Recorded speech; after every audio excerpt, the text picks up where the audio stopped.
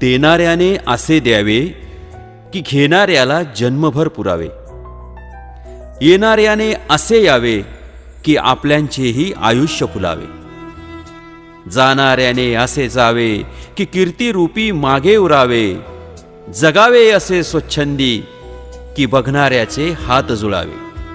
जन्म आणि मृत्यूच्या या प्रवासापूर्वी ब्रह्मांडाची निर्मिती करून परमात्म्याने आयुष्याच्या रेघा मारल्या. रेघांवर ब्रह्मा, विष्णू, महेश अशा त्रिकुटावर त्या रेघांची वळणं दिली. ब्रह्मा, विष्णू, महेश म्हणजेच उत्पत्ती, स्थिती आणि लय. काय घेऊन यावे आणि काय सोडून जावे, या अंतरात मी काय म्हणून जगावे की ज्याने आपल्यांचेही डोळे भरावे. कर्माच्या सिद्धांतात प्रत्येक जन्माला मृत्यूची किनार असते. त्याचप्रमाणे प्रत्येक मृत्यूचा शेवट हा पुढच्या जन्मात असतो. येणे जाणे फक्त एक निमित्त. बाकी बुद्धी, मन, चैतन्य, विचार या आत्मारूपी संवेदनांना आपण हसतो, रुसतो, चिडतो, रागवतो आणि यातच आपण घडतो आणि संपतो देखील.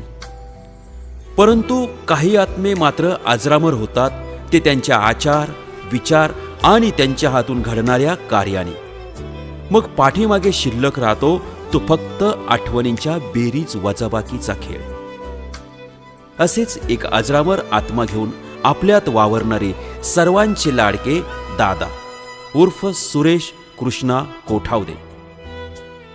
25 जून 1954 रोजी कळवण येथे 2 बहिणी आणि 1 भाऊ यांच्या सानिध्यात स्वर्गीय कृष्णा दयाराम कोठावदे आणि कमळाबाई कृष्णा कोठावदे या दाम्पत्याच्या घरी दादांचा जन्म झाला. दादांचे बंधू स्वर्गीय भास्कर कृष्णा कोठावदे, 2 भगिनी कळवणच्याच सौ सिंधुताई जगन्नाथ धामणे आणि धुळे येथील श्रीमती विमलबाई विठ्ठलराव नेरकर अशा गोतवळ्यात लहानपणापासूनच दादांचा स्वभाव वेगळा पडायचा. अतिशय स्पष्टोक्ते, संवेदनशील, वेळ आली तर परखडपणे जशाच तसे आणि तेवढेच देवभोळे आणि आध्यात्मिक देखील. कळवणच्या जिल्हा परिषद शाळेत प्राथमिक शिक्षण घेऊन कळवणच्याच RKM विद्यालयात 10वी पर्यंतचे शिक्षण घेऊन 10वीला दादांनी तल्लक बुद्धीच्या जोरावर प्रथम क्रमांकाचे बक्षीस देखील काढले आणि स्वतःची अशी वेगळी ओळख शाळेमध्ये ठेवली. त्यामुळे आपल्या शैक्षणिक गुणवत्तेच्या बळावर पुढील शिक्षणासाठी त्यांनी पुणे गाठले.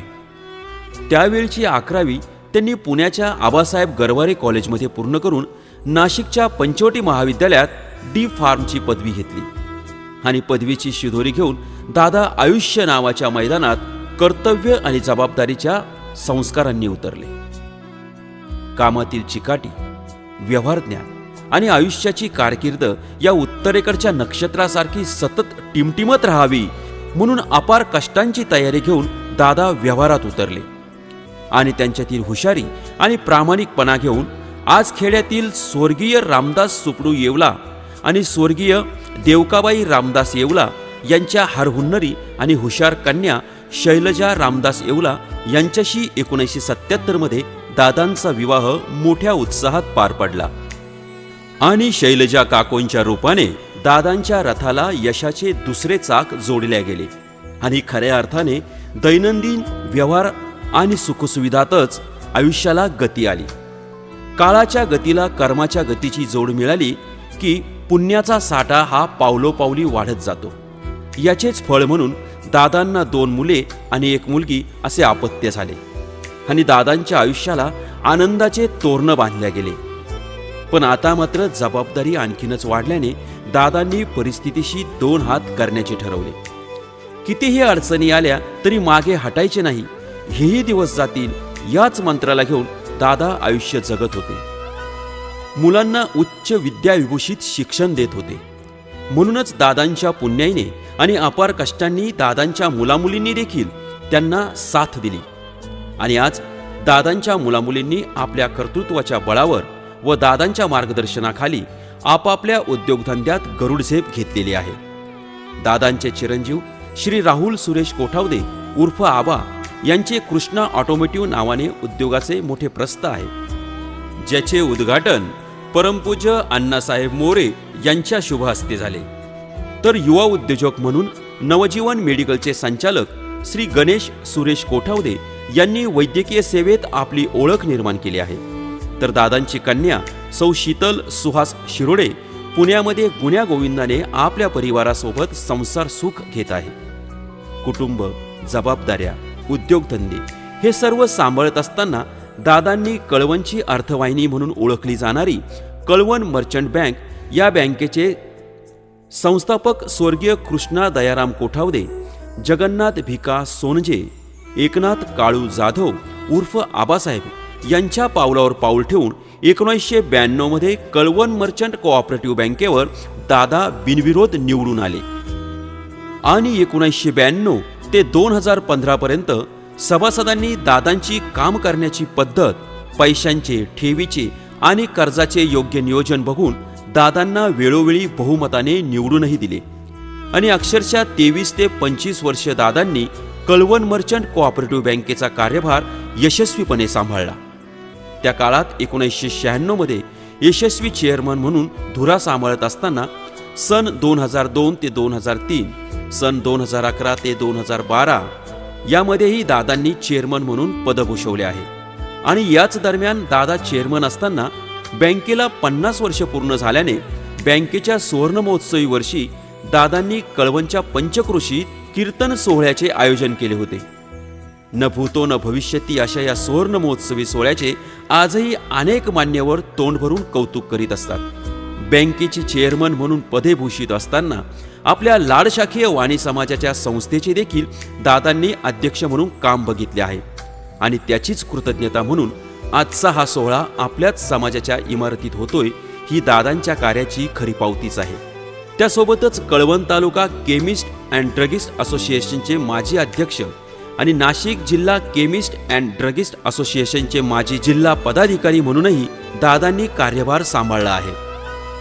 नाशिक जिल्ह्यातील नामवंत आणि ज्येष्ठ नेते माजी आरोग्यमंत्री बाबा उर्फ डॉक्टर DS आहेर यांचे खास निकटवर्तीय म्हणून देखील लोक दादांकडे सन्मानाने बघायचे.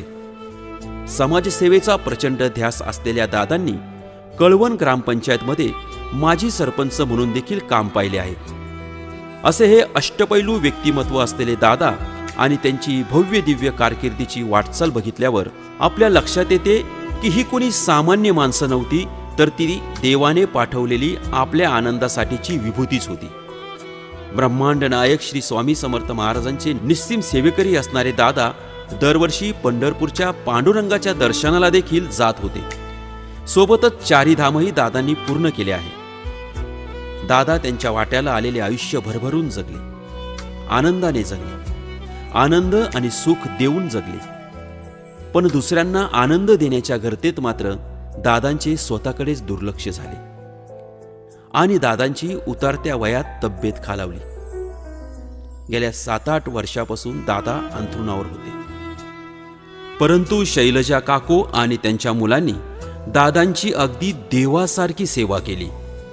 तळहाताच्या फोडाप्रमाणे दादांना जपले आणि या सेवेतच दिनांक 13 नोव्हेंबर 2023 रोजी आपल्या सर्वांना सोडून या कोठावदे परिवाराचा महावृक्ष ऐन दीपावलीच्या दिवशी ढासळला.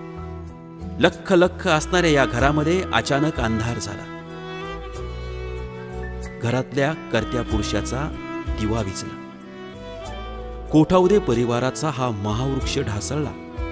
पण त्या वृक्षाची आपण सर्व पाळमुळं आजही दादांच्या संस्कारांनी आणि आचारविचारांनी स्थिर आहोत, ही दादांचीच पुण्य आहे. आज दादा आपल्यात नाही म्हणजे दादा आपल्यातून गेले का? तर नाही.